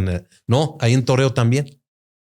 No, hombre, pero igual era miércoles, llegamos y hay gente bailando en la mesa. ¿Lo reconocían? No daban crédito. Pero ahí no había selfies ni nada de esto. Llegaban a que le firmaran billetes de $100. Oye, baila con mi novia. Y ahí se paraba y bailaba. Tipazo Mike Tyson. No era esta persona enojada, agresiva que parecía ser. Para nada. Pero si lo provocas. No, bueno, ahí creo sí. que tendrías que estar muy güey para provocar a Tyson. Y él fue un fenómeno de la sociedad a él lo llevaron a tener. Él tuvo 100 demandas en Estados Unidos. Ah, pues estuvo en la cárcel. Sí, pero esa fue una injusticia terrible. Él llegaba a un bar en Estados Unidos o a una disco o lo que fuera, lo provocaba a la mujer a que le agarrara la pompa o así y lo demandaba. Entonces le sacaban $20,000, $50,000 para que no llegara a juicio. Tuvo como 100 de esas demandas y la de violación no fue violación. Es más, deberíamos de buscar el perdón ese de Mike Tyson, porque no fue violación. La mujer esta se le presentó en minifalda a las 3 de la mañana en su cuarto de hotel y todas las pruebas a favor de Tyson de lo que sucedió, el juez lo eliminó porque era un estado totalmente racista. O sea, fue un caso verdaderamente injusto el de Tyson. Es un tipazo. Gran amigo. Obviamente, si lo provocas, sí se pone loco, ¿no? Pero no, hombre, yo lo quiero mucho. Y dices que fue una decisión desafortunada regresar al ring. Totalmente. Porque mira, él perdió $400 millones, los despilfarró. Llegó a vivir de una mansión a una casa en Las Vegas, ahí chiquita. Pero de repente le empezó a ir bien cuando empezó a hacer películas. Y los podcasts. Y luego el negocio de la marihuana. No, hombre, tiene mucho dinero. A mí es de los comebacks que más gusto me han dado y que más admiro, ¿no? Porque sí, estuvo en la cárcel mucho tiempo. Y hoy la verdad es que creo que es un icono de la cultura, no del pasado, es de la cultura popular y me gusta su originalidad. Me gusta lo que está haciendo a mí también. Es muy sincero, es único. Él si no te dice algo nomás por decirlo, es verdaderamente, es todo un caso, Mike Tyson. Y entonces lo ves hoy y dices ya no había necesidad. No, si lo hubiera hecho por dinero, pues lo entiendes, ¿no? No era el dinero y fue una gran popularidad. Mucha gente vio ese evento y ver perder a Tyson con Jake Paul a los 58 años. O sea, una vergüenza. Él nunca debió haber estado en ese ring. No tenía cómo ganar. ¿Lo has hablado con él? No. Si Tyson noquea a Paul, todo el mundo diría, no, pues claro, es un tipo que no es boxeador. Tyson pierde con Paul, queda totalmente su gran legado ahí marcado de alguna manera. Pero también, ¿quién soy yo, no? Para quitarle no sé cuántos millones de dólares le habrán dado. Y el regreso a la popularidad y conectar con la audiencia de Paul, que pues no es pequeña, ¿no? ¿Viste en el camerino? Cuando se sale de nalgas, ¿no? Eso fue genial. Buenísimo. Sí, en el jockstrap. Sí. Hablabas un poquito de lo que le pasó a Tyson cuando despilfarró su lana y digo, no es un caso aislado. Tú mismo has hecho una labor fuerte por educar y hasta por institucionalizar planes de ahorro para los boxeadores y cualquier atleta que quiere pelear en el Consejo Mundial tiene que tener un plan de ahorro. Háblame de qué es lo que viste. ¿Cuál ha sido uno o alguno de los casos más lamentables de boxeadores que pues no saben manejar el éxito? Qué difícil. Ayer estuve con Miguel Ángel González en un evento, una conferencia de prensa. Él ganó buenos millones de dólares. Él lo engañaron y le hicieron un fraude y perdió mucho dinero, casi todo su dinero. Y de ahí se fue a una depresión terrible que lo llevó a adicciones. Ya ahorita, gracias a Dios, está recuperado y está ahí con nosotros bien, pero sin dinero. Chávez, 90 millones de dólares despilfarró. Mi papá le decía, oiga, Julio, de su pelea con el Macho Camacho, hay que agarrar la mitad y se le pone un fideicomiso, algo de ahorro que no pueda tocar. No, hombre, se enojaba. No, licenciado, el dinero que tengo no se lo gastan ni mis nietos, decía. Y acabó en la ruina. Gracias a Dios le ha ido muy bien, lleva 15 años sobrio y trabaja y le pagan muy bien. Con la tele. Con la tele, da pláticas motivacionales, comerciales, firmas de autógrafos, le pagan muy bien, gana buen dinero cada mes. Pues el caso de Roberto Durán, por ejemplo, ganó muchos millones de dólares y hay ocasiones que nos habla para medicinas. Así. Y como ese Mantequilla Nápoles. En su época no eran millones de dólares, pero eran algunos pocos millones, pero en esa época era una fortuna. Y mi papá lo ve en el hipódromo despilfarrando y con mujeres y tomando y apostando. Entonces lo citó unos días después. Oiga, compadre, eran compadres. No me gustó lo que vi ese día. Dijo, mire, compadre, yo era bolerito en Cuba y ahorita soy el rey. Si después llego a ser bolerito otra vez, no me importa, voy a vivir como rey ahorita. Y así fue. Murió en la miseria más absoluta. Y así muchos ejemplos. En el boxeo se agudiza mucho porque se ve, ¿no? Que ganan mucho dinero y se hacen y luego desaparecen. Pero esto pasa en el fútbol, en el béisbol, en la artisteada.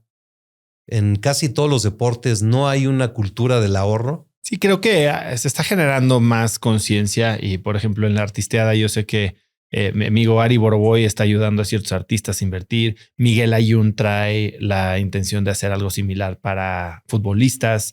Es gente que lo ha visto de primera mano, ¿no? Y hay más tecnología. Ahora ya cualquier persona pues tiene acceso a educarse un poquito más.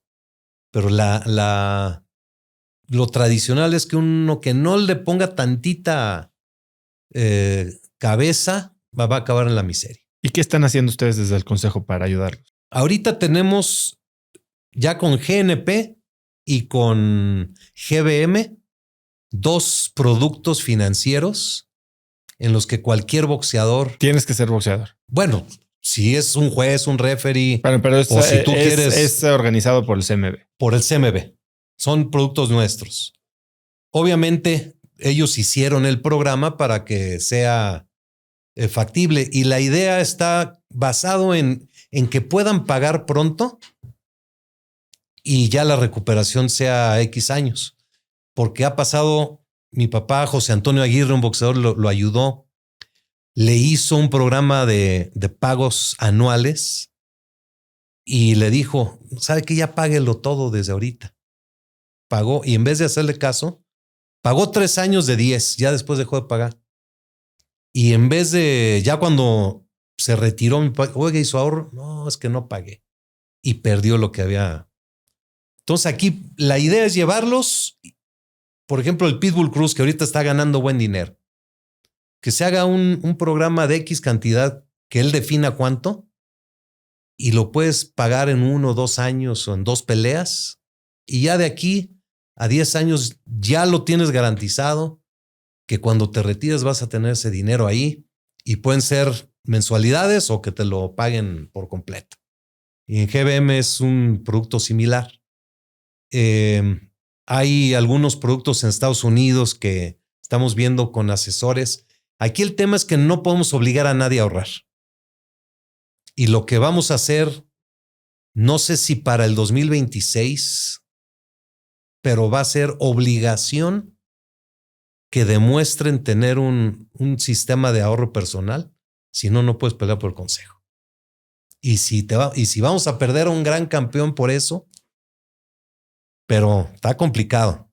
Eres alguien de mucha dedicación que está siguiendo los pasos de alguien pues muy admirado, ¿no? Tu papá. Y hablabas de cómo fue tu niñez y de cómo después cuando llegó el momento de los celulares tal vez lo perdiste un poco estando en presencia y hoy tú pues viajas y tienes, que son 3 hijos, ¿no? 3. Tienes 3 hijos. ¿qué tipo de papá quieres ser y cómo estás combinando las exigencias de la vida que hoy vives y ya tienes desde el 2014 viviendo con el papá que tal vez no quieres ser de las cosas que te hubiera gustado que tu papá hiciera cuando tú eras chico? Quiero ser el papá que no soy, la verdad. Bueno, creo que bienvenido al club. Todos queremos eso. La verdad, el tiempo en familia cada vez es menos y de menor calidad por mi culpa. Y después ya se va expandiendo o sea, es difícil exigirle a alguien que te ha venido a platicar y no lo pelas, luego ya que quiera platicar contigo, ¿no? Qué duro. Sí. Y ahorita, ayer, mi hijo me llegó a platicar y yo estaba acá. Y afortunadamente algo me dijo y lo puse y ya me puse a platicar con él. Es muy difícil porque si le quitas el tiempo fuera de casa en viajes, le quitas el tiempo de ellos de escuela o yo de trabajo y pones en dimensión el número de horas al día, a la semana, al mes, al año reales que tienes la oportunidad de estar juntos y convivir, es muy poco. Y de ahí le aumentas la falta de atención o la falta de primero tuya y luego ya de ellos, ¿no? Porque un viernes Sí, para mí sería padrísimo ver la... la tele ahí con todos, ¿no? Ellos quieren salir y estar con los cuates. ¿Qué edad tienen tus hijos hoy? 23, él ya vive en Boston, trabaja en Amazon. La niña 21 y el chiquito 18. Pero sí, yo soy muy cariñoso. Mis papás siempre fueron muy cariñosos. Yo trato de ser cariñoso y mi hija es así, se me acerca mucho a los besos. Y con el chico, gracias al boxeo, estamos retomando nuestra cercanía. Que él quiere ser boxeador, no lo dejo, pero está entrenando muy bien. ¿Y en dónde entrena tu hijo? Entrena en la casa, corre y luego se va a 3 gimnasios: al Miura Boxing, al Nuevo Jordán y al del Tortas Bustos. Y ahí a veces en esa, porque un día me dijo, no, yo quiero pelear, quiero hacer una pelea amateur. Y le dije, sí, pero tienes que hacer sparring primero para que vayas bien. Sí. Dije, le hablé a José Luis Bueno, nuestro ex campeón, muy cuate. Le digo, Luigi, te voy a llevar al Morito a un sparring para que le pongas a alguien. Exactamente. Llega, me pongo ahí a ver, lo grabé tantito y ya para el segundo round todo floreado. Dije, ay, güey, eso. Ya, ahora sí. Acaba los 3 rounds, se quita la careta, todo sangrado así. Y dije, ahorita voy a decir, ay, papá, no, ¿por qué esto? Viste, mira qué orgullo. Esto lo que quería, sí fue de verdad. Entonces él quiere pelear. Nada más, hoy lo va a llevar a hacer su MRI precisamente. Le hablé al doctor Agüed para hacerle un MRI. Lleva 3 meses de no salir de pachanga. Dedicadísimo, está en forma y pues no le puedo quitar esa. ¿Y va a pelear? Pues sí, gracias. Espero en Dios que todo salga bien hoy. ¿Y cuándo pelearía? Pues en que se entrene un mes para que haga su debut en amateur. ¿Y en dónde son estas peleas? Yo me acuerdo alguna vez fui ahí al Foro Polanco, había unas peleas ahí. Pero sí ya son peleas profesionales. Para pelear amateur hay torneos o en un simple gimnasio haces una pelea que no sea.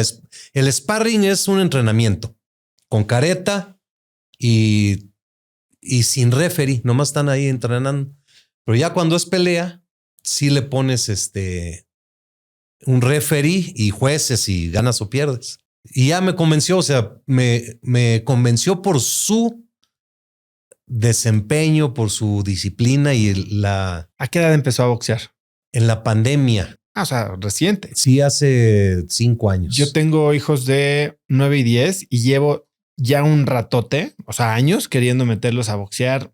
Mi esposa como que no está tan convencida. Yo Creo que es un gran deporte, una gran disciplina, te da un gran dominio de tu cuerpo. Y mira, es un gran deporte porque mi hijo estaba rebelde en la pandemia por el estudiar ahí en casa, sin ver a los amigos, la escuela en línea. Insoportable estaba y la edad. Entonces le dije a su primo, a Chepi, a mi sobrino, le digo, oye, porque él ya entrena, ¿no? Oye, tú dile que entrene contigo. Por si yo le decía, sí, olvídalo. Llegó Chepi, empezaron a entrenar y empezó a entrenar y entrenar y entrenar y de ahí ya a gimnasios y así y así. Una maravilla, disciplinado, educado, con mucha mayor entendimiento de valores y de lo que significa muchas cosas. Entonces, ahorita estamos pasando una vida difícil todos en la humanidad con las drogas. Yo le tengo terror a que un día a alguno de mis hijos les llegue a alguien ahí porque pues no lo mismo. Ya las drogas de hoy, el fentanilo ese te puede matar a la primera, ¿no? Porque está hecho mal hecho, entonces te puedes morir y la adicción es terrible. ¿Y quién te ofrece de drogas? Pues no llega un monstruo, un lobo ahí a ofrecerte. Es tu mejor amigo, un cuate, una niña que te gusta.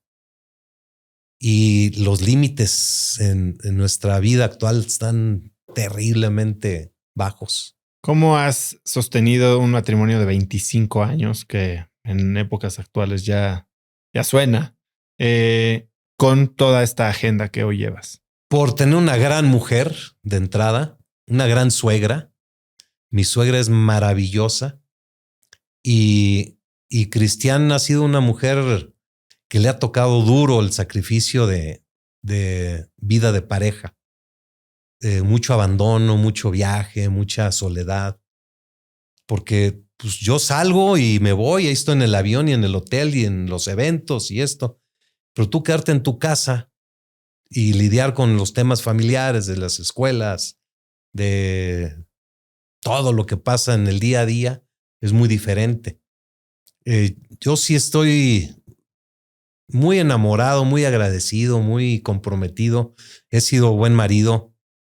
Me porto muy bien, pero sin duda alguna ella ha sido quien ha llevado esta familia. Una muy buena educación a mis hijos, que son muy buenos. Ellos son limpios, son estudiosos. El chico sí es medio canijo, pero José y Valeria son increíbles. Y sí, ese es uno de los puntos que yo ahí tengo como chamba, mejorar mi vida familiar como papá, como esposo, como amigo. Tengo muchos amigos que ya no veo. Pues aquí ya lo dijiste y espero que tus hijos te lo pongan, le pongan play, papá, dijiste, porque pues sí, vale la pena. Una cosa antes de empezar a cerrar, una cosa que tú dices y se empezó a hacer en el consejo y dices que tu papá lo implementó fue premiar mucho, no solo a los campeones, sino a la gente ex campeones, ex boxeadores, a referees y que hacen estos reconocimientos frecuentes. Me llamó mucho la atención. Me gustaría que me dijeras de dónde viene esta filosofía del reconocimiento y sobre todo tú cómo lo llevas a tu vida, a tu equipo, a tu familia. Lo que me viene a la mente inmediatamente es mi papá veía con mucha tristeza y pena el fenómeno de que después de ser un gran boxeador, una gran personalidad muy famoso, se apaga la luz del cuadrilátero, pasa unos meses, unos años, ya el público le aplaude a otro, ya nadie pela a esta persona, entran en depresión, en adicciones, pierden todo y viven y acaban muriendo en la desgracia. Entonces, con eso que mi papá vio desde niño, cómo pasaba, se dedicó siempre a reconocer y a premiar a excampeones. Siempre a tenerlos en la luz pública. Si había un evento en Tamaulipas, los llevaba. O sea, que siempre mantuvieran el Ratón Macías, el Ultiminio Ramos, todos. Y eso lo he seguido haciendo con el consejo. y no en México, en todo el mundo. Mantener vivo al ex campeón o al exboxeador o al gran entrenador. Es parte de la lealtad. Es parte de la lealtad y de nuestro... o sea, eso es parte porque el Consejo Mundial no soy yo ni la oficina en México, son miles de personas en todo el mundo que compartimos valores y principios. Donde, a ver, si eres del consejo, sin que se les diga, saben que tienen que procurar por la comunidad del boxeo, hacer eventos, siempre tenerlos, bla, bla, bla, bla. Otra fue, mi papá siempre quiso premiar al entrenador, porque el entrenador hace una labor igual de intensa que el boxeador en su preparación, en su estrategia y en el performance ya en la pelea. Y el boxeador es el que se lleva el reconocimiento, el dinero y el cinturón. Entonces, esa es una de las que tenía apuntadas mi papá. Implementamos el cinturón de entrenador, que es un cinturón, pero en vez de ser así, es una toalla basada en Angelo Dundee, el gran entrenador que siempre salía con su toalla colgada. Entonces, hacemos que el boxeador le entrega a su entrenador esa toalla que trae un cinturón y sus 2 fotos y todo.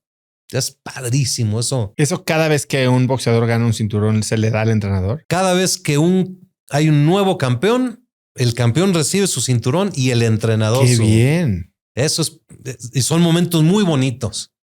Eddie Reynoso ya tiene 6. Ha coronado a 6 campeones. Oye, hablando de... Voy a agarrar esto que me acabas de regalar. Es yo creo que de los regalos más bonitos que me han hecho. Ah, mira. Es una miniatura, una réplica miniatura de un cinturón del World Boxing Council. Y vi que tiene la foto de tu papá, tiene la foto de Ali. Y me estabas contando que además del logo del CMB, tienen otras fotos, los cinturones oficiales. Cuéntame de esas fotos. El cinturón de campeón tiene Mohamed Ali representando al más grande de la historia. Cuando falleció mi papá, se decidió ponerlo ahí. Y en el boxeo hay 18 categorías, de peso paja a peso completo. En cada una de las divisiones se hizo una votación mundial para determinar los 2 más grandes de la historia, como parte del mismo proceso de reconocer a los campeones. Entonces, cada división tiene a Ali, mi papá, los 2 más grandes de esa división y las fotos del campeón actual. Está increíble. Y Cleto Reyes, aparte. Sí. Es una réplica a escala que lo fabrica el mismo fabricante del cinturón original. Ahorita te voy a pedir que me lo firmes. Lo voy a dejar aquí para que no se me olvide. Órale. Mau, ¿qué es lo que en los próximos 12 meses? Sé que viene ahorita en diciembre el Grand Prix. ¿Qué es el proyecto que más te emociona en los próximos 12 meses? Fíjate que no estoy tan emocionado. Lo que más me emociona es el Grand Prix. El Grand Prix es la Copa Mundial de boxeo profesional. ¿Y van los grandes nombres? No. Eso es lo interesante. Se hizo para boxeadores que no tuvieran más de 15 peleas, menos de 26 años y ha resultado en una competencia extraordinaria de todo el mundo. ¿Y sucede en un periodo de tiempo o a lo largo de meses? En un año. Son 5 etapas. Empezamos con 32 boxeadores en 4 divisiones. Entonces eran 128 peleadores. En abril pelearon hubo 64 peleas. De ahí en junio 32 peleas. Ahora en agosto hubo 16 peleas.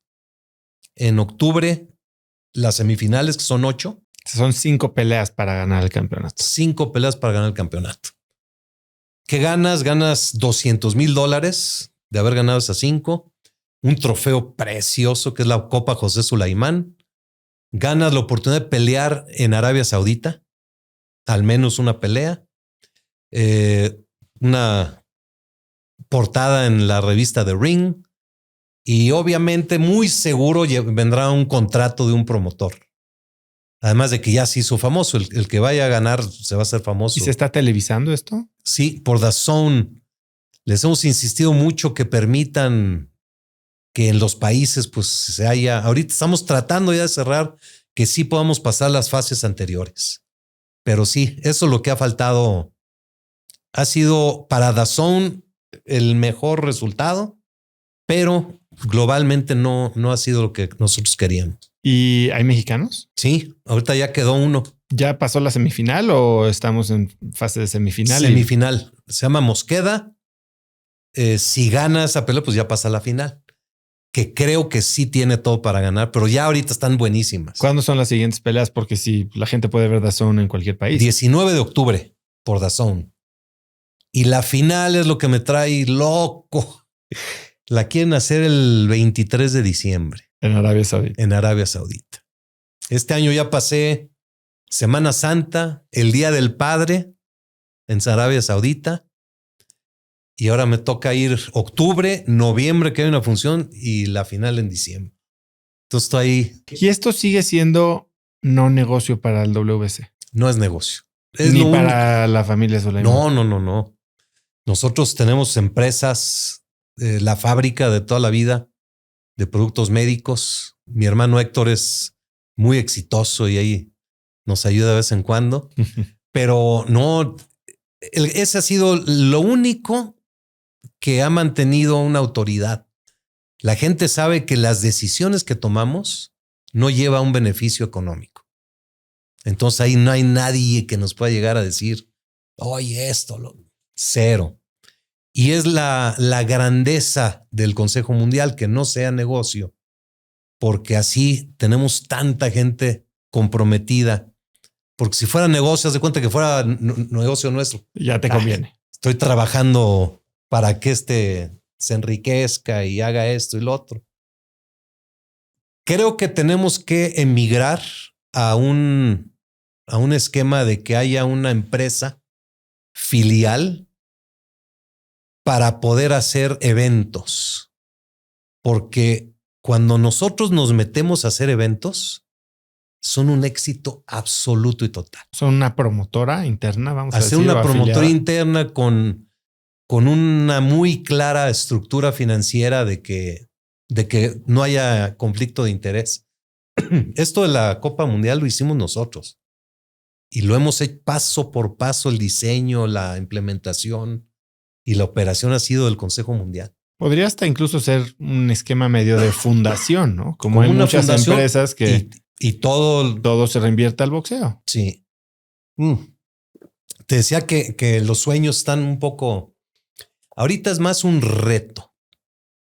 Nos picaron la cresta fuerte. Has visto cómo Arabia Saudita se metió fuerte al boxeo, ¿no? Y eso ha causado una disrupción absoluta y total en el boxeo mundial. Pocos boxeadores ganando muchísimo dinero, peleando muy poco, y todos los demás abandonados.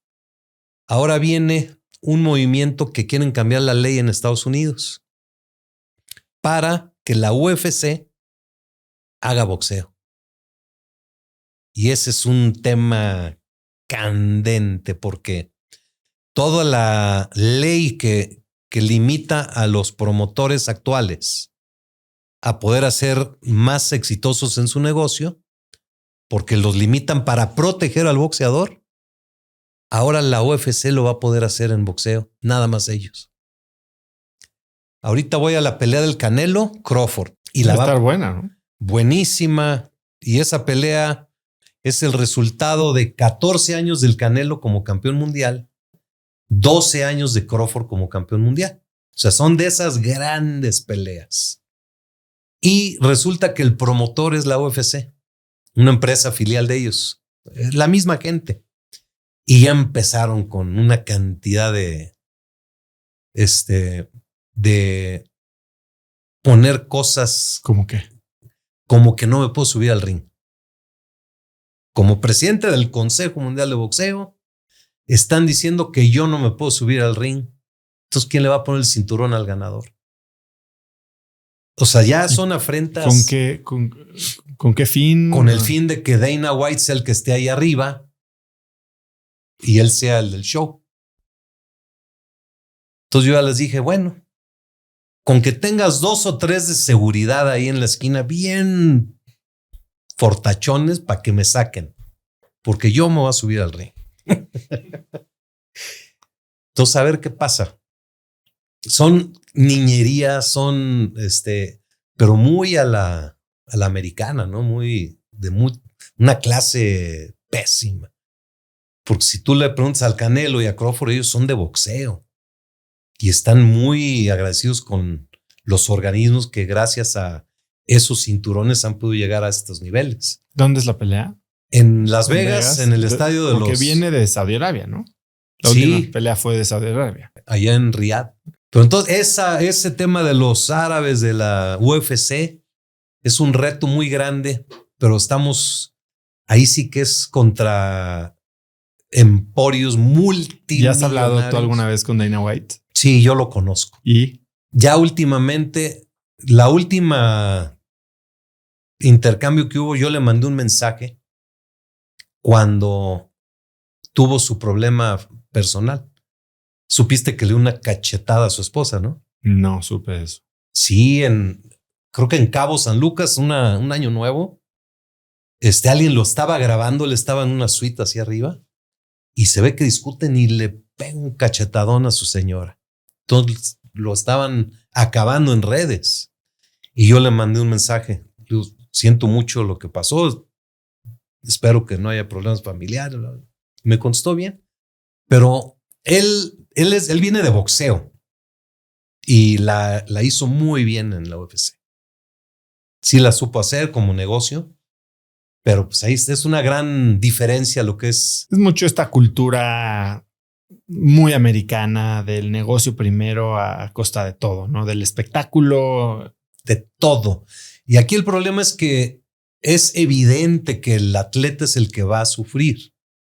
Es claro que los peleadores de la UFC están en contra de cómo es el esquema, pero ahí están. Acaban de hacer un arreglo de una demanda. $375 millones pagaron para que acabar la demanda a ex peleadores. La manera como es el contrato está muy limitado lo que puede ganar el peleador y todo el negocio es para la empresa.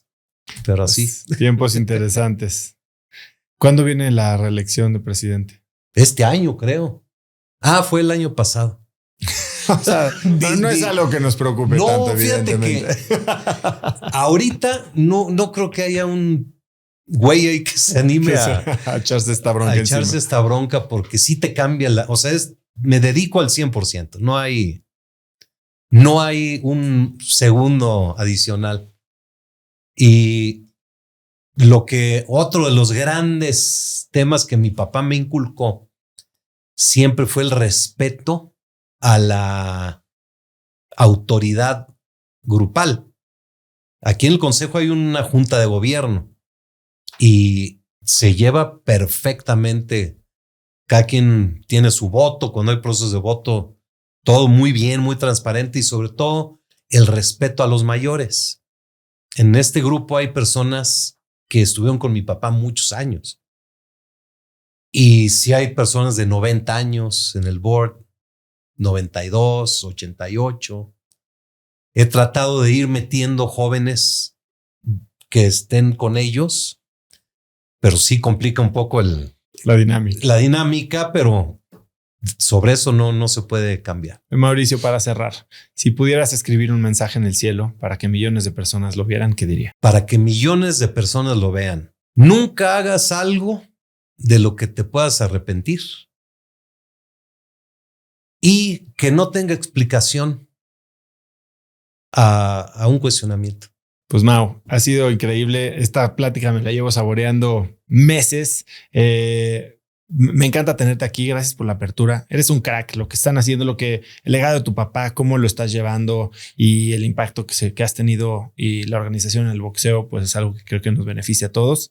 Gracias por estar aquí. ¿Dónde puede la gente seguirte, contactarte, saber más de lo que hace el consejo? Tenemos redes @WBC Boxing, WBC Boxing, y la mía es WBC Moro, MORO. ¿Algo que quieras agregar? Sí. Quiero agradecerte y decirte que te admiro porque el ser exitoso lleva un gran proceso y eres muy exitoso, eres un crack. Las referencias que he recibido de tu programa, de tu persona, son maravillosas.